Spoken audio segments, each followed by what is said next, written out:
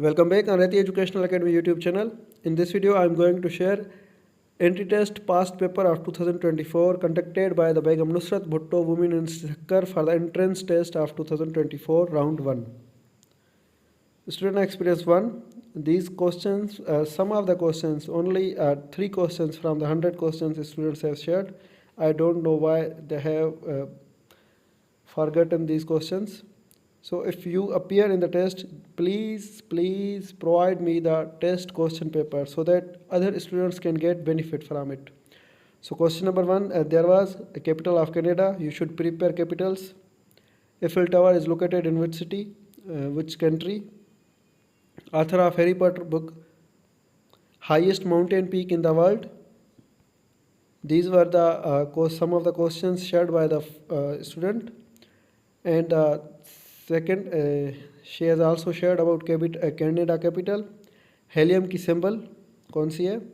Chemistry from intermediate category, intermediate class. She appeared in BS chemistry test. So chemistry came from intermediate level. Mathematics, all the suggested topics, cost, ratio, percentage. Student experience 3.